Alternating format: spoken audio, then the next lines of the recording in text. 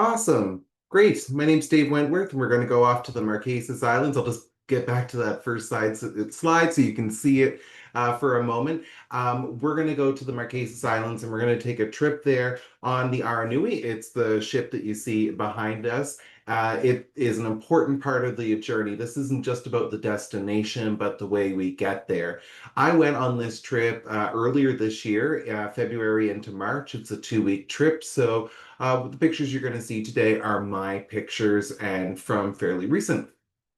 So I'm going to open up with a quote. One of the first times I heard about the Marquesas was in literature.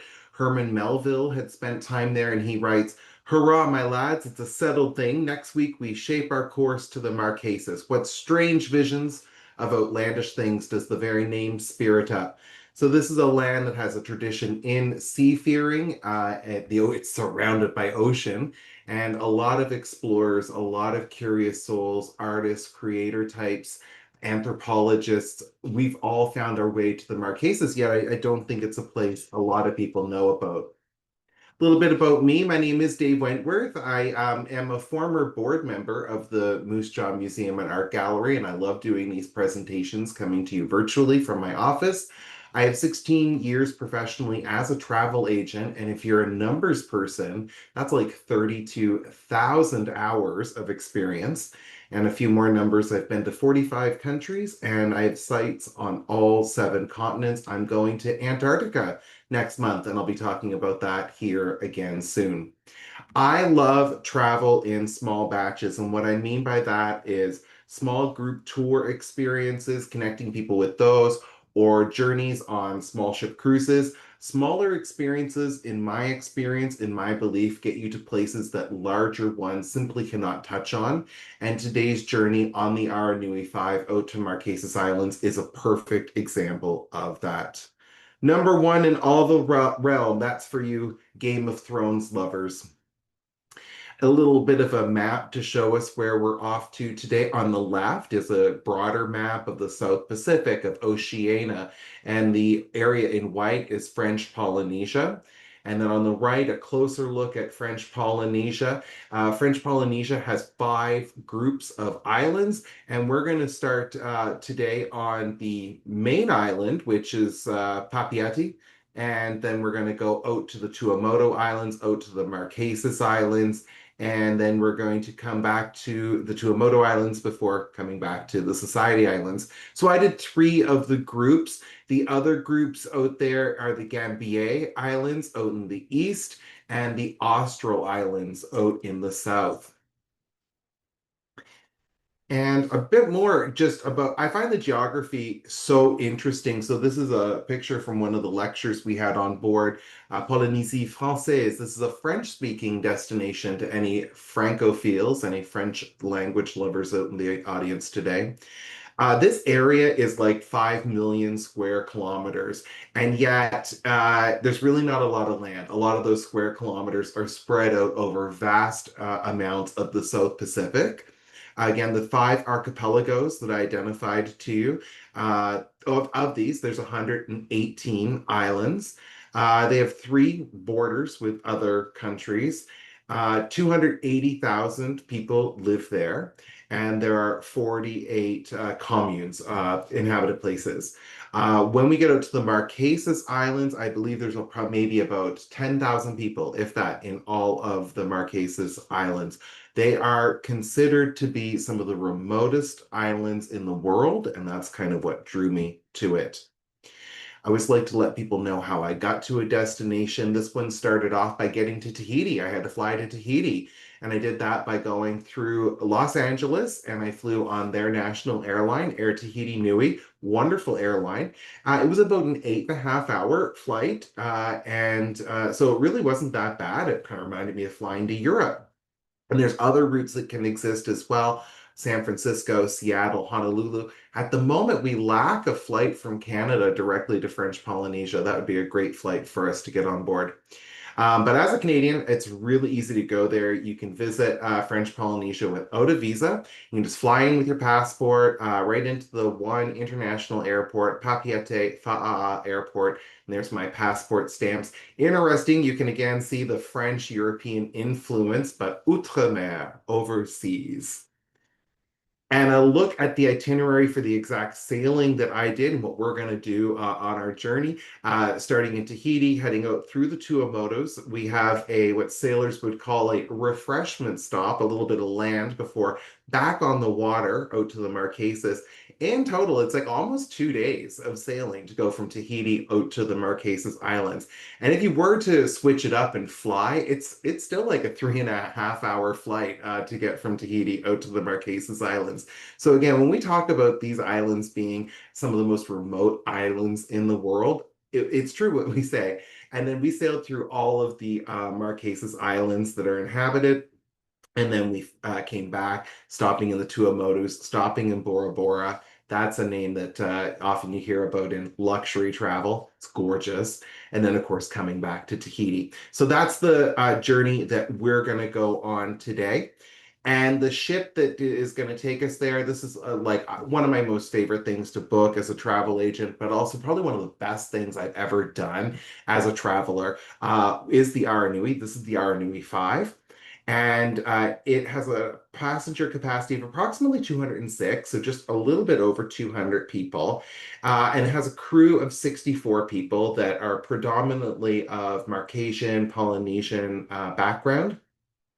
Now, one thing I like to point out, I was having brunch with a friend recently, and she asked a question about this, and I realized that there can be something that needs to be demystified. And what that is that this is a cargo cruise. This has cargo. You can see that on the front. You're going to see lots of pictures of the cargo, which adds to the excitement. But her thought was that the passengers would be secondary to the cargo and we're kind of just tagging along. And that is not the case. There is a dedicated hospitality team. When you're on the cruise side of things, it feels like a cruise. It's a boutique small ship cruise experience, very French inspired. It's wonderful. So the cargo just adds to the thrill, but you are not secondary as a passenger on Aranui. It's like two things. It reminds me back in the 90s, they used to have those pickup trucks slash convertibles. It's two totally different concepts wedged together, and everybody gets taken care of. This is an example of a room. This is the exact room I had. This is an upgraded level with the balcony, but an example of a common room that I would book, and I've booked for people. And again, just to show you that you're not secondary on a cargo ship. This is the desserts one day we came into dinner, and this was already laid out for us, all these yummy French desserts that they made for us. I just love macarons. And you can see at the table, and of course, this is where we'd have our meals. This is all inclusive. Your three meals are happening with Aranui. If you're not eating on board, you're eating ashore, and they've arranged that. But bottled waters and bottles of wine and great food and all, I have food requirements. I traveled with food requirements. Everybody's getting taken care of. You'll see some pictures of the food I ate through the photos today. And also, this is the dining room. This is just what it looks like in the broader sense. So again, this is not large ship cruising. This appeals to a lot of people I serve that are not cruisers. They do not want to go on a mega ship. They want to go on something smaller, and they like Aranui. So this, I can tell it's nighttime. So this would be an evening meal. So you're getting ready to, and obviously, yes, because the buffets are not busy, but you can see on the left, there's a buffet table. So breakfast and lunch, these would be buffets. They'd have like kind of two buffet lines, all sorts of food. Again, French inspired, so you can get something sweet at the end of the meal. Lots of cheese, lots of charcuterie, lots of pain, lots of really good bread, and then tropical flavors as well. Lots of great seafood on this thing. And then at lunch, yeah, great spread would come out for lunch, and then dinner would be a la carte, three-course entree, and then, or sorry, starter, entree, and dessert. And we did have a few meals that were served on deck. There was a Polynesian night one evening. So they make dining a real home run. And it's just one of the things that makes this trip such a triumph. Embarkation day. You only get one embarkation, is what I tell to people setting on a ship. So try to take it all in. This cruise leaves Tahiti, it leaves Papeete really early in the morning. So we were down there at like 7:30, 8 o'clock, and they had flowered leis for us and tropical drink and patisserie and coffee, and it was wonderful. And then, kind of very quickly, we were walking up to the ship. We were going to our cabins. We had the usual muster drill. And then everybody ended up here at the aft of the ship by the pool, and they had Polynesian dancers. And if you love music and you love dancing, there is so much music and dance to be appreciated. And this is the art and this is the culture of the local Polynesian people. This is authentic local travel at its finest. So these are local dancers from the capital, from Papeete, and they're dancing to get us on our way. And we've got some lady dancers doing their thing as well. And the whole time this is happening, the crew's coming around and serving us rum punch. So how can a day not get off to a good start when you're having rum punch and tropical dancing at 10:30 a.m.? And another thing I like to let people know, especially at the beginning of the journey, is that information on our Nui is available, and it's available in three languages. The three languages of the ship, we start with French, and then we move to English, and then we move to German. I would say the makeup of our group, the whole ship, when I was on it, it was fully booked. And so I would say 50% French, 30% English, 20% German. Lots of curious travelers from around the world. A lot of people that get on Aranui, this is something they've heard about. Maybe they were at a presentation just like this one today, and it sits with them and they think about it. I had learned about it years ago in a magazine, if you can remember flipping through one of those. This is another spot that you can get information on Aranui, and so there's screens throughout the ship that will show you the marine map of where we're headed. So of course, this was very interesting for me as someone who loves geography to take a look and see how we were going to be crossing the ocean and getting to these very slender little islands. And so this was the first crossing from Papeete to Fakarava. And so that was an overnight crossing. And there's little numbers all across the water, and that shows the depth of the water. And of course, it's the Pacific Ocean, so it's quite deep. And that's a picture of me and my friend. We like to travel together. We're seeking out adventures all the time. I don't know what we're going to get up to in 2026. Stay tuned. But anyway, this was our adventure for last year, last winter. And here we are just winding down the first day. And you can tell by our smiles just how happy, how thrilled we are to be there. The rum punch had worn off long ago. And another thing about this trip, especially when you're doing the crossings from one archipelago group out to the other, and so you're in the big ocean, the night, at night, the stars, even out in the Marquesas, though, there's just really not a lot of night pollution, no lot of light pollution coming in. And so just amazing stars. And of course, you get all the Southern Hemisphere stuff. So you can get Southern Cross. We were seeing the Venus star a lot, the galaxies. It was just amazing. I loved it. I wish I knew more about astronomy so I could have taken it more in and maybe told you more about it. But I do know about geography, and I can tell you about an atoll.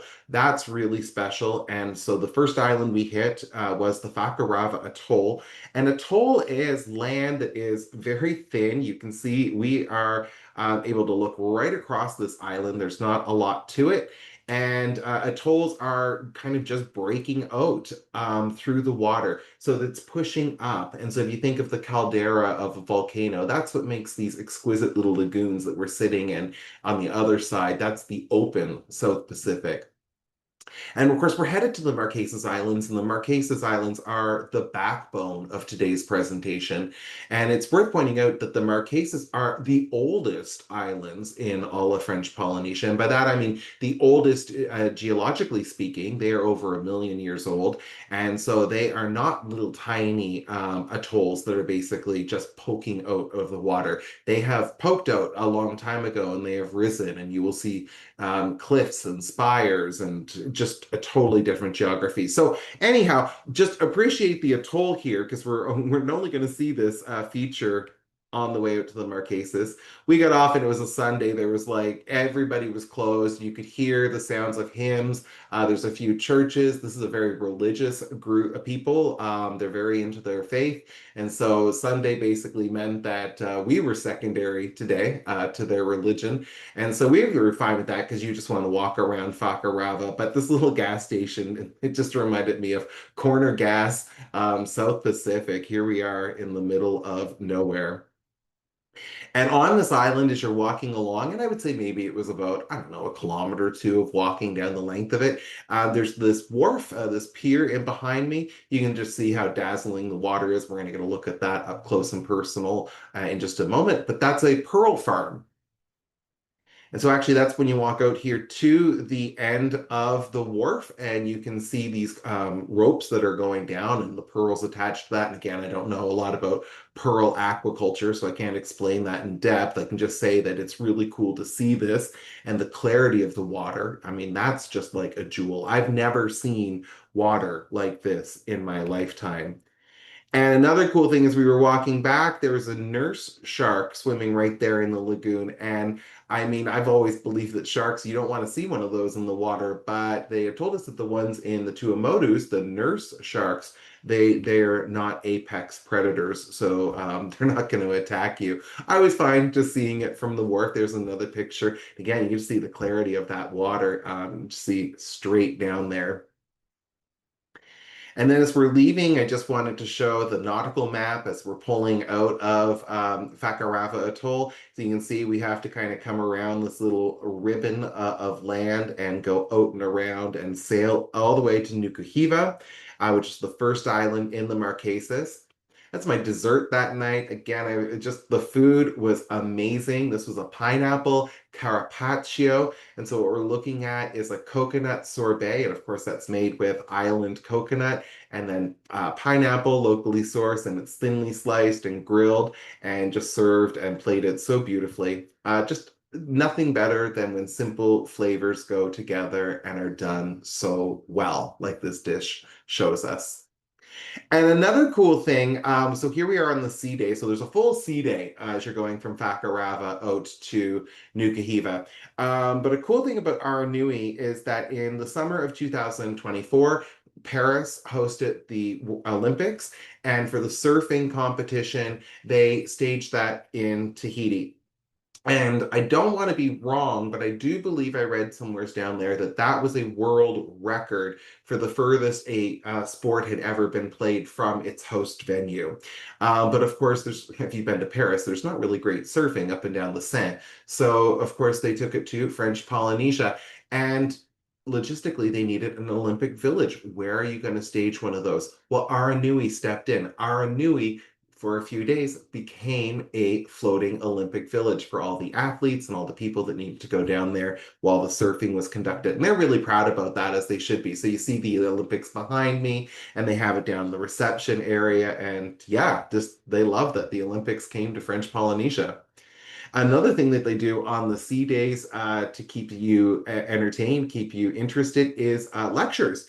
And so this is a cooking lecture. They're making poisson cru, raw fish dish that's a fish. It's like a ceviche. And so, yeah, lots of learning. Other things, they'd have palm weaving, flower arranging, Polynesian dancing. I mean, there's a smorgasbord of cultural activities. And again, that's all included on this cruise, all led by the local crew.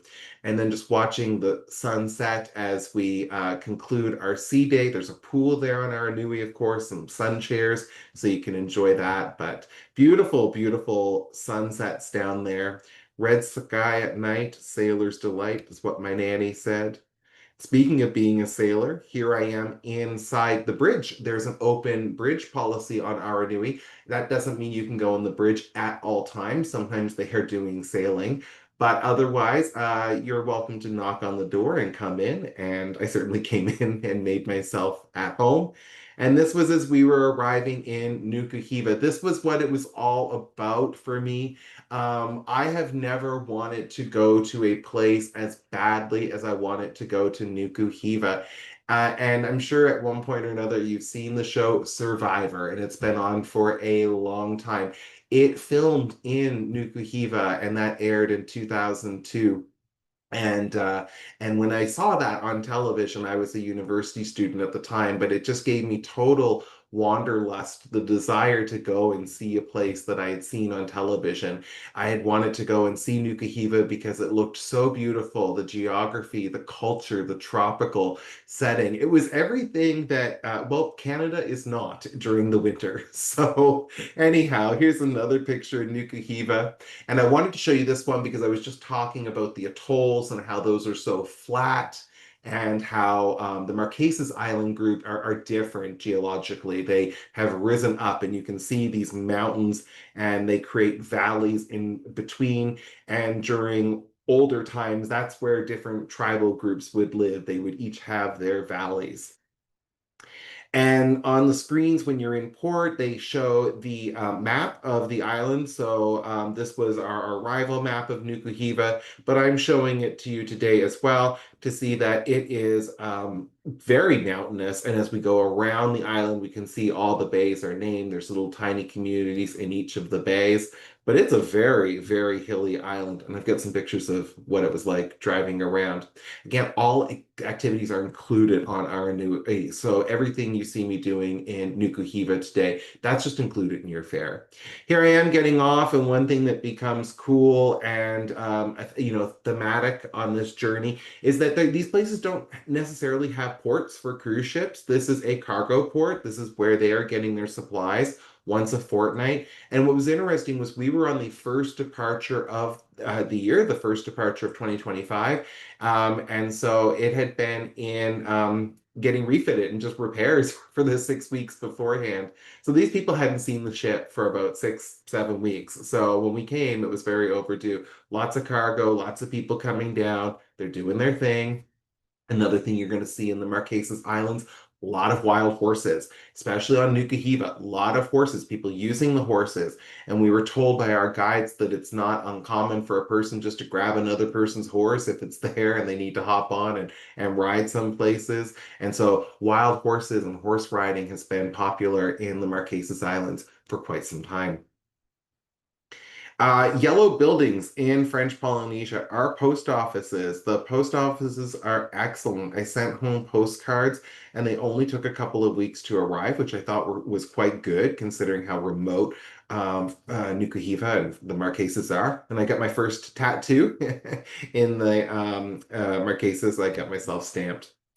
So when you get to an island on Aranui, in this case Nukuhiva, everybody with a pickup truck seems to get employed for the day to come down and be your guide and driver. And of course, Aranui arranges that. And you realize too that as you're going around the Marquesas Islands, that Aranui touches the lives of just so many people, directly and indirectly. And so if they're not working on the Aranui or getting important stuff sent in by the Aranui, maybe they get employment, or someone in their family gets employment, or has worked with Aranui, or different connections. I mean, this is a lifeline vessel, which makes this, again, such a really cool cruise. And I've got a story coming up in a couple of islands that just, I think, will impress you very much.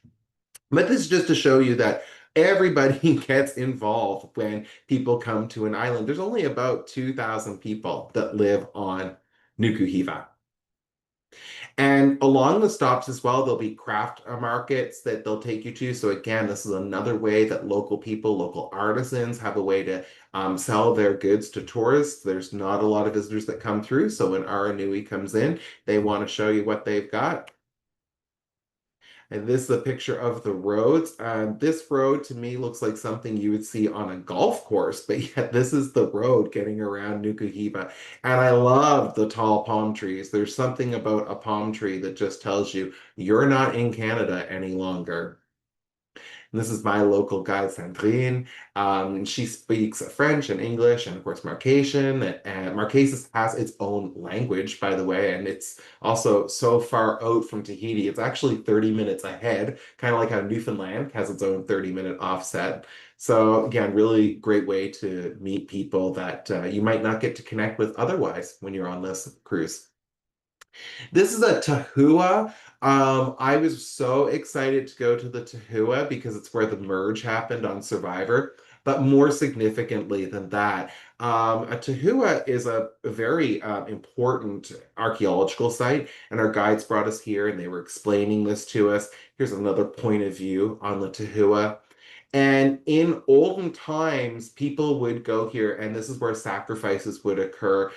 This is where coming of age rituals would happen, and that's done by experiencing pain and showing your ability to tolerate pain. And so, tattooing is one way that that can be done. The tattoos are the idea of tattooing, the art of tattooing. It comes from here. This is the birthplace of that.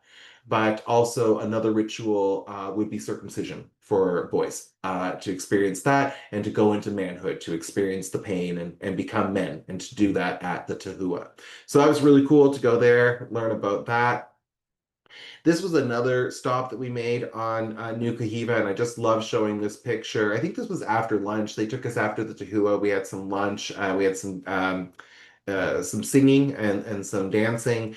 And then, yeah, this viewpoint of these cliffs, it was just the greenery. It's so lush. I got home from this trip and I literally just for a couple days was just very blah. I was like, oh, it's so gray. It's so white. It's not tropical. It's not the Marquesas. This is the beach that Survivor played out when I mentioned it to my driver. She was like, "Oh, I can take you and show you exactly where that is." And it was funny because there's a food truck where we were taking this picture, looking at where these people were cast away.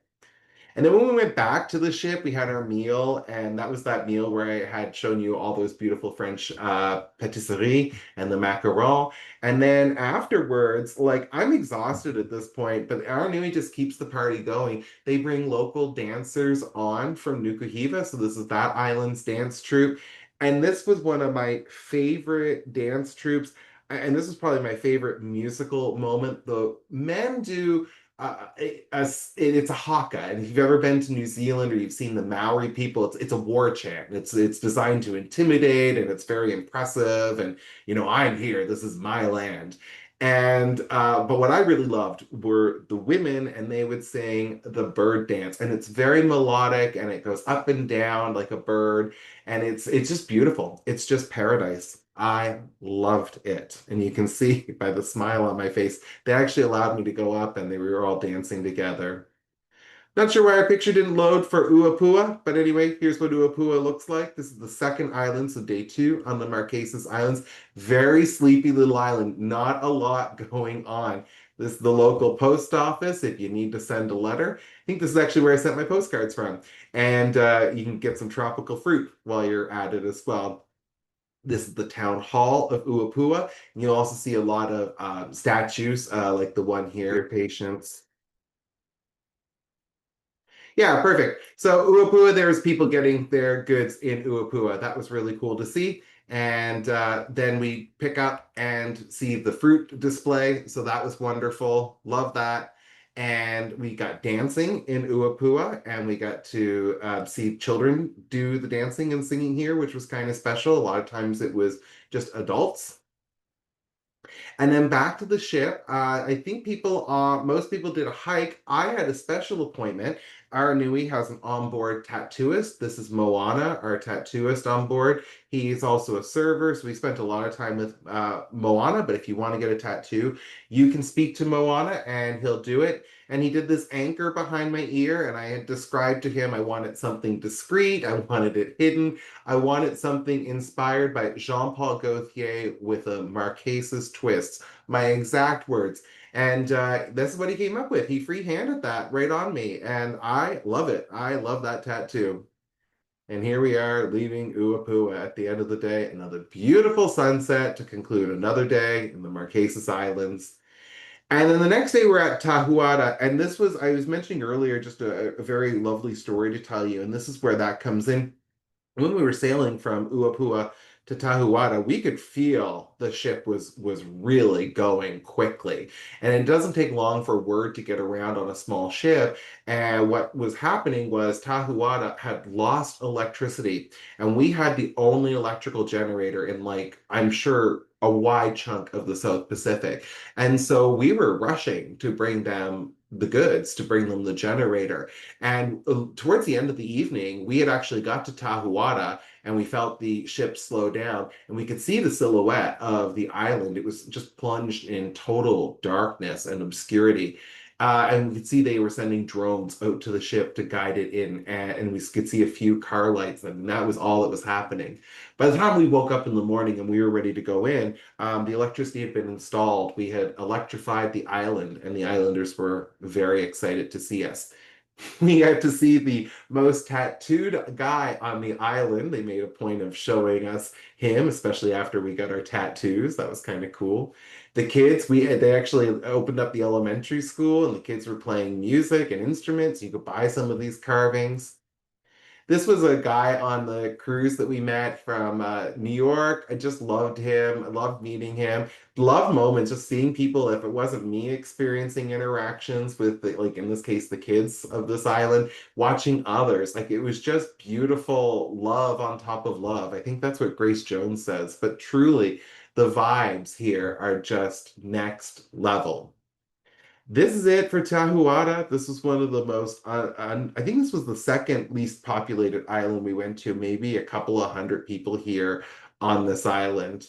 And so we actually only spent half a day on this island. And so here I am having a little late morning snack, a coconut, relaxing with the beautiful Aranui behind me. Then we went on, we had lunch, and by the time we had lunch, we had crossed over to Hiva Oa, which is one of the bigger islands. It's like Nuku Hiva. It's the secondary island of the Marquesas Islands group.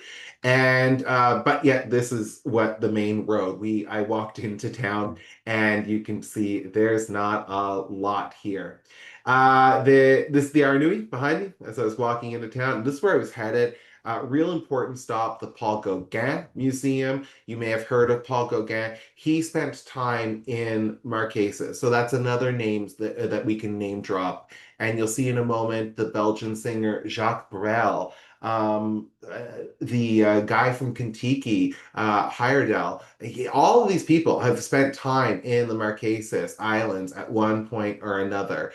And just they've documented that when they went to these islands, they felt that they were on the edge, like the remoteness, and just to see and experience a culture with beautiful color and vibrancy. I was just saying about how much I appreciated the vibrancy and the color saturation here, but also the people and their outgoingness. And especially when we think of the people that came in the 1800s when, society was a bit more buttoned down, especially in old Europe, to come to Europe and be able to see sexuality, to see the body, the human flesh.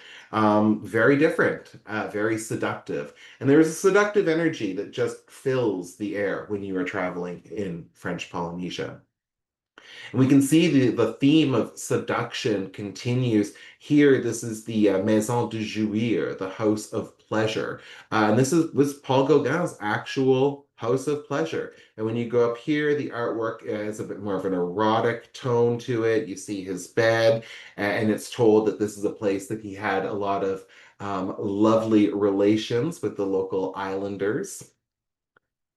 And then as we go along, in behind that is Jacques Brel's museum, and the real, showstopper here is what's behind me. This aircraft is called Jojo, and that's his aircraft that he flew to Marquesas Islands, and he'd fly things into Marquesas and help develop Marquesas. But Marquesas was also his endpoint. Like that's just where he wanted to go and just get away from it all and find paradise, in paradise unfound, if you will.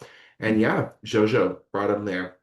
And so today, you can see the eternal resting places of Paul Gauguin. He's been there since 1903, and Jacques Brel. They both finished their last of days on these islands. All right, next island for me, I'm not like those men. I had places to go, and the next one for me was Fatuhiva. I like this picture that I took from the dash of our driver. So we had a pickup and a truck and a driver, again, arranged with Aranui, who was our guide to take us around. These are the roads getting around Fatuhiva. Fatuhiva was maybe the hilliest I found out of all the Marquesas Islands, and it's also the lowest population. So it's really wild. I loved it. And just an idea of the backdrop as we got to the highest point of Fatuhiva. And I had requested because again I had seen it on Survivor when they were doing they do the repulsive foods as challenges, and this was the food that they did on Marquesas, and so I asked if I could if they would be able to make it for me so I could try it and see exactly how repugnant it is. Well, folks, I can't show you the video here, but it lives on YouTube. If you Google Destination Whatever, or specifically if you go to YouTube and look up Destination Whatever, Fafaru, Fafaru, you'll find this video of my friend and I having an eating competition. And what it is it's raw fish and coconut milk. Now that doesn't sound so bad, but they add to it a juice called the magique. And this magic, it's seashells and mollusks and other crustaceans and seawater that have been left in the sun to ferment and just get nasty for a couple of days. And that elixir is added into this dish, and it adds an aroma and a texture and a taste that, well, go see my YouTube video and you can check it out for yourself. As we're getting to the back end of the island, so we actually go from, there's two very small towns. We go from one town to the other town with our driver, and Aranui will reposition. So we're coming around to the second town. But again, just the hilliness, the green, I just loved it. The hills are alive with the sound of music. And of course, here is one of our guides from Aranui. And again, the thing about the culture on this ship is that these are the Marquesian people, and they are showing you their islands and their culture, and they're just so proud to be doing it. And so, this isn't put on. They're not doing this for tips. They like to show you what they're about and playing music and just bringing that energy. Yeah, you couldn't get this on a larger ship. It just wouldn't be possible. This again just shows you how small the road is winding down to the village. We jump into some waiting tenders back to Aranui. And then our final island out in the Marquesas, Uahuka, we didn't have a ton of time here. We were here for about half a day. But here's the real showstopper. This is what people wait patiently the whole week that they're in the Marquesas to watch the ship come into Uahuka, because Uahuka has a very slender narrows. This is the harbor coming in. It's also distinct. It has a reddish geology, so you can actually see that it's not as green. It has a redder ochre kind of feel to it. But anyway, the ship has to come in and basically turn around and do a 180 maneuver to spin around to like reverse park. It's barely squeezing in these narrows. And then as they do that, the cargo crew jump out and go ashore, and they come into this is where they're tying up. And so most times we would be up against an actual port, and you just walk down the gangway. But not here. This time we were just floating out in the water, tied up. And then as we've reversed here, and so we're ready to leave, but now they'll do the cargo as well.